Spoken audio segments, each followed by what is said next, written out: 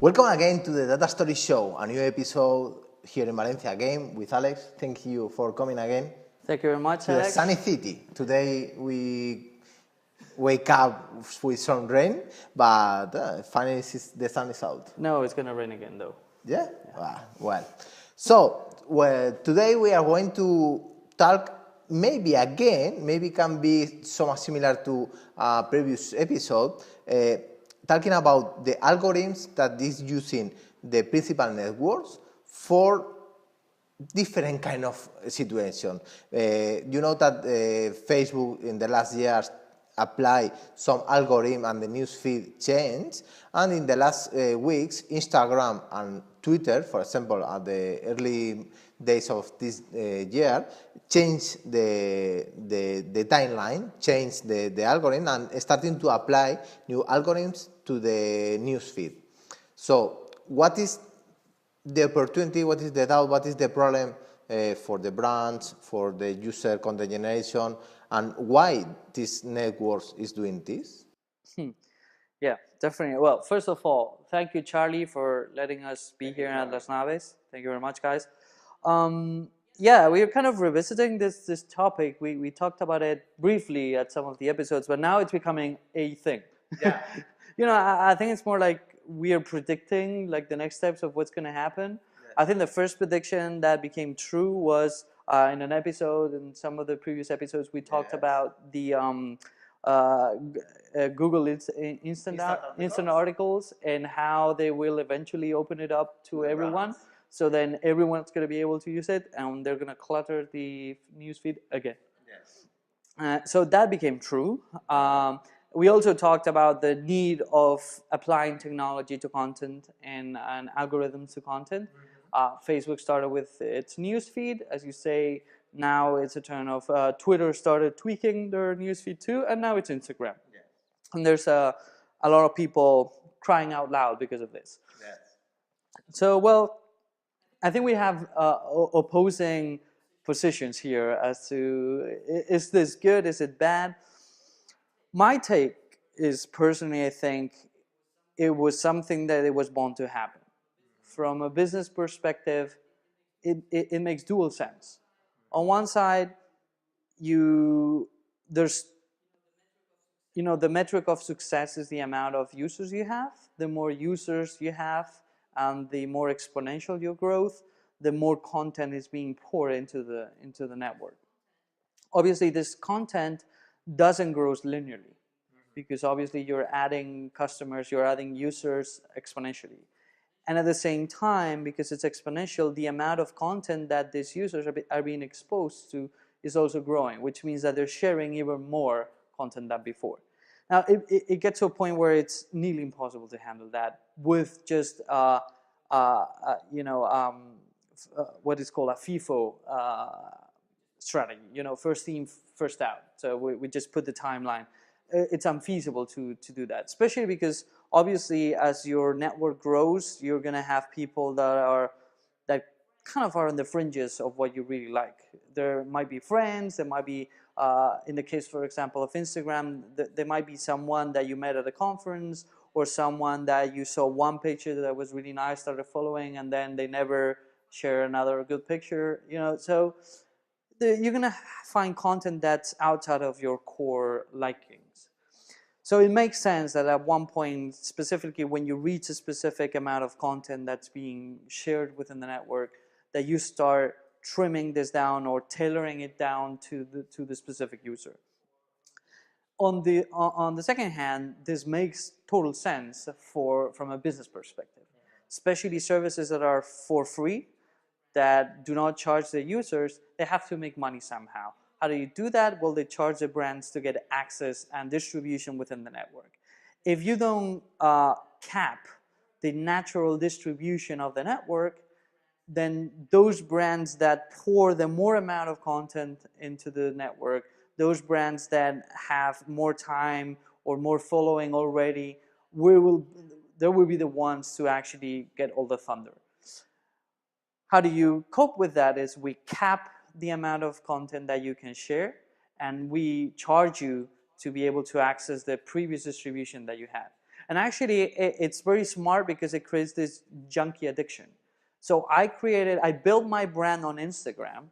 It worked really well. We had thousands of followers. We had thousands of likes in specific pictures and specific campaigns. And now you take all that away. But now I still need the rush. I still need to, we used to reach this many thousand users. We need to achieve it again. So what are you going to Or do? change to another network. Yeah, but the question is that even feasible right now? What other networks do you have? Snapchat. We've talked extensively between each other about Snapchat, and Snapchat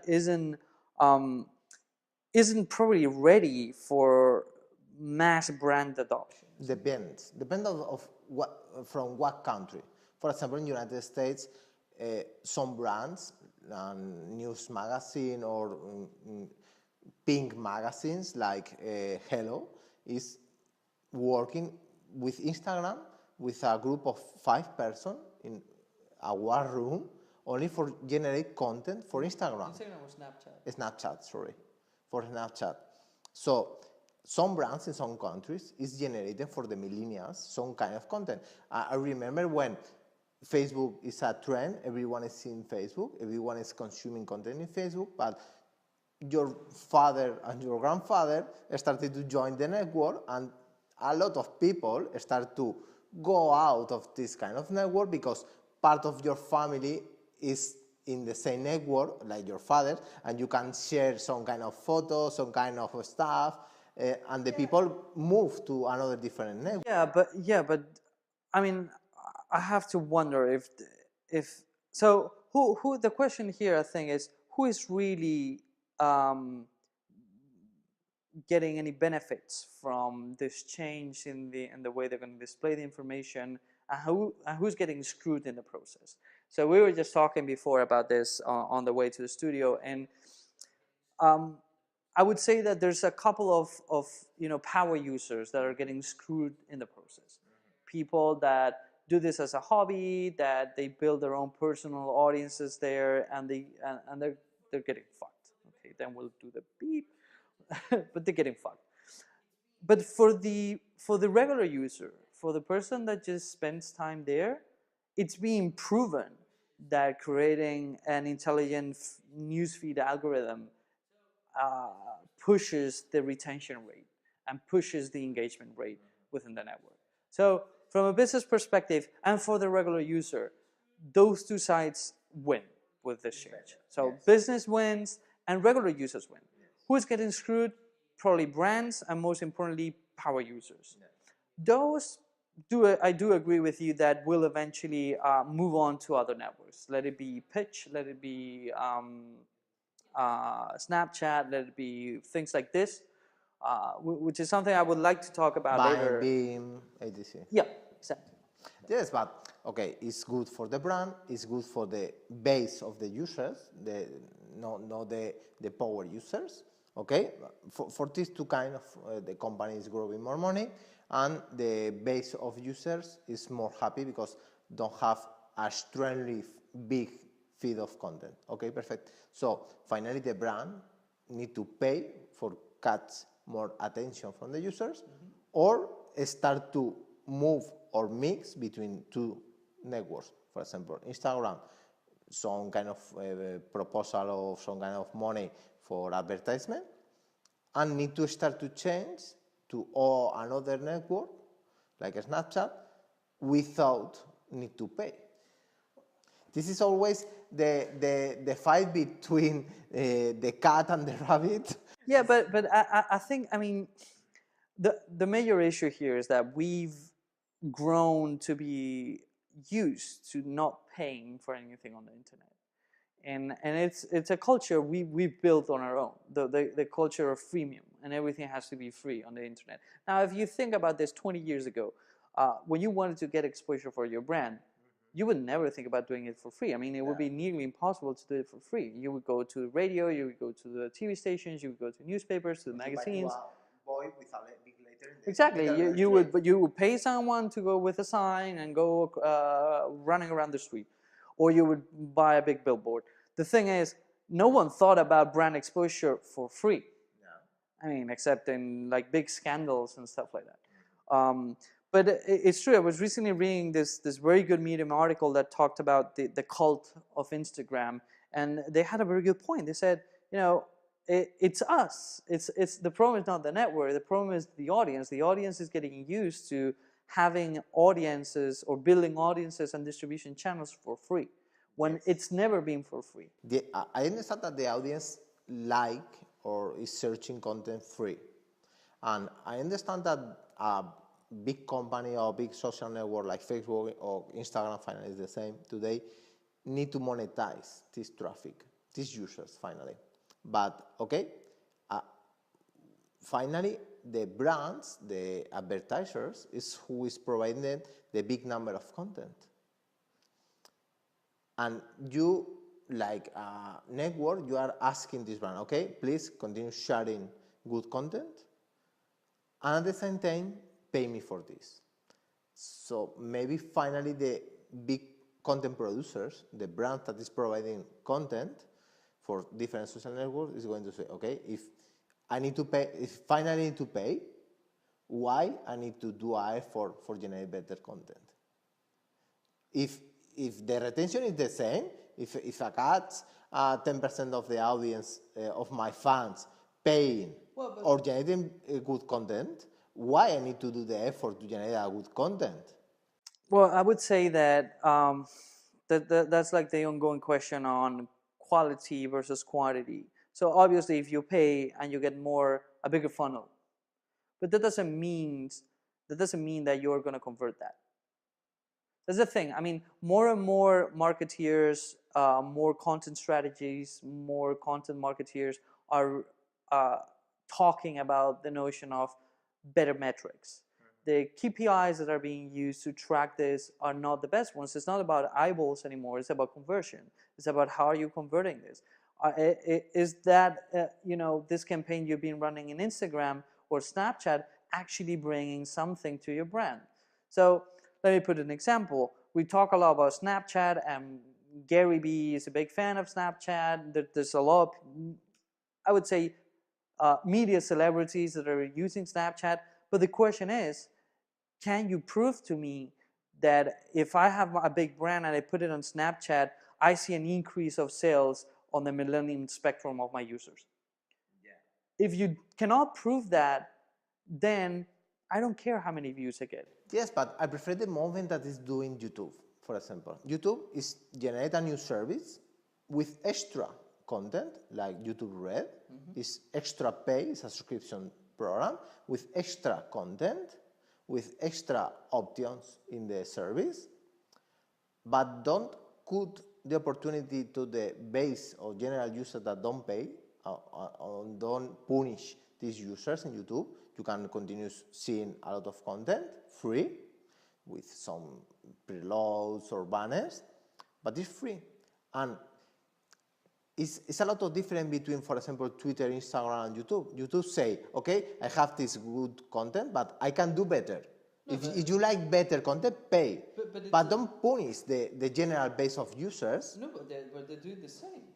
No, but in different way. I give you better if you pay. No, but no. Don't punish you if you for do the same. For example, Twitter or Instagram is punishing the user. No, but I think that's kind of a smart move on YouTube side, but it's essentially the same.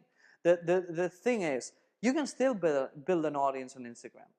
You don't need to rely on paying for distribution. You can do that organically, and it works. No one says it doesn't work. Yes, but the organic it's going to take longer. Audience, it's cutting. No. Yes, it's the same that is doing Facebook years before. Change between 12% to 6% of the audience. True. This is doing the same Instagram. YouTube, no. It's not doing this. It's moving in a different way. YouTube is sponsoring those videos that get published through Red. Yes. Which is essentially the same.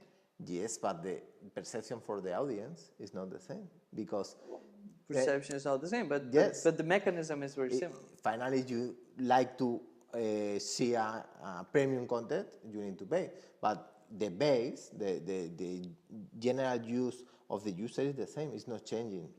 But in Instagram or in Facebook, it's changing this kind. So maybe for the brands and the power users, we are moving out the general base. Maybe can be more interesting this way. I would argue that to some degree, YouTube isn't really a social network in the same way that Instagram is. So the discovery features and the interaction features that you have on Instagram or Snapchat or Facebook or Twitter are not the same ones that you have on YouTube. YouTube, the behavior you have in YouTube is more about searching for something or getting a link embedded from somewhere and I just watch the video. So you're not discovering stuff. And this is where the issue really is. The users get punished on the discovery phase, not on the search and consume content, which is the major difference. But essentially it's the same. They're doing the same stuff. But the problem is the dynamics are different. So that's why it doesn't look like YouTube is doing the same, but it's essentially doing the same stuff. Okay, so at this point, what is your advice for a brand, maybe a big corporate brand or a startup brand that need or like to do something in Instagram or in Twitter at this moment when this network is moving or applying algorithms and is cutting the organic audience? Well, I think that there's two things that I would advise. The first one is understand the network and see which one do you need to use. Don't hop onto a specific network just for the sake of, oh, this is trendy now. So everyone has to be in Snapchat. Well, not everyone has to be in Snapchat. Snapchat is for a very specific audience, for a very specific age bracket, and very specific content. Yes. Okay, so it doesn't make sense for everyone to be there. So choose very wisely where do you want to be, depending on your target audience. And once you have that, once you have a clarity, and this is based on data, not on my sticky finger saying, okay, we think we have to be there. No. Show me data of the demographics, of the kind of content that's being consumed there, and how that transforms into a return of investment on there. And second of all, my advice would be forget about free distribution. That's not going to happen anymore. And eventually, every single platform out there is going to cap their distribution. So I think from now on and into the future, every single marketing department, every single brand department should, or content department should take that into account. Is budget those departments with money to be able to apply to distribution. Yeah. Because essentially it's going to go away in every single platform. The free content area is ending. Exactly. Finally. Exactly. He did this prediction. Medium will eventually start charging for distribution within the network. My point, Medium just not is interesting for me. Why? Because everyone is publishing in Medium. Okay, my point is, all these platforms eventually have to make money somehow, and they do this by capping the distribution algorithms. Yes. And so Medium will start charging to get priority distribution and to get sponsored content in the newsletters. Yes. It's going to happen. Yes, near closing the time. Sure. So this is our advice, this is our predictions, and this is the last updates and news about the algorithm applies in different networks. So we are going to finish here. We have near close to 20 minutes of show today, and we like to say again thank you to Las Naves and Carlos. Thank you for the space. Thank you for the support. Thank you for the new couch. We changed it. Now it's green. In the previous episodes is orange or red. It's a far discussion. But today is green.